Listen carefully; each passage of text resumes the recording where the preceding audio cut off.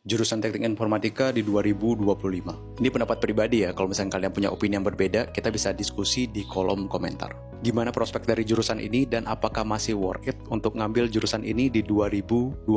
Kita lihat dulu dari trennya ya. Kalau misalnya kita lihat tren dari pencarian jurusan Teknik Informatika untuk 5 tahun ke belakang, itu setiap tahun itu sebenarnya semakin meningkat di bulan-bulan tertentu. Tetapi di tahun ini, di bulan yang sama, itu turun signifikan. Apakah ini efek dari kecemasan orang-orang terhadap kondisi yang terjadi pada saat ini? Ya, yang kita tahu sendiri, kondisi saat ini di mana perusahaan teknologi banyak melakukan layoff, ataupun rate dari anak IT udah nggak bisa setinggi dari pandemi kemarin. Atau percepatan implementasi AI yang buat kita cemas gimana sengitnya persaingan di masa mendatang. Kita kesampingkan layoff, kalau misalnya kita melakukan pencarian di situs-situs kerja, itu lowongan IT masih banyak banget dibuka.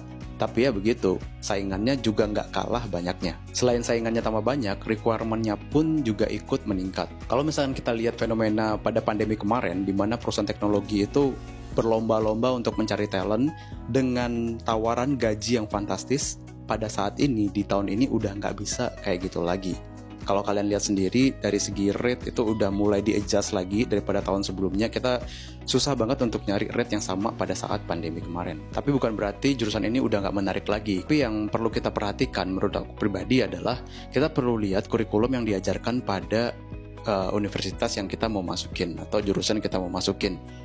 Apakah kurikulum atau mata kuliah yang diajarkan itu masih relevan dengan apa yang dibutuhkan sekarang, atau dia kayak kurang update gitu, yang dimana udah teknologi-teknologi lama banget itu masih diajarin juga gitu.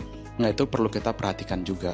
Dan juga kalau misalnya kita pengen jadi yang yang stand out di jurusan kalian sendiri atau di bidang ini, ya kalian nggak bisa cuma, kalau misalnya kalian pengen jadi programmer ya, nggak bisa cuma ngetik coding doang gitu. Nggak bisa kayak sesimpel bisa coding aja. Kalau misalkan bisa coding aja, itu AI bisa ngelakuin lebih cepat berkali-kali lipat daripada yang kalian lakuin. Jadi ya kalian nggak bisa jadi tukang ketik aja. Jadilah problem solver.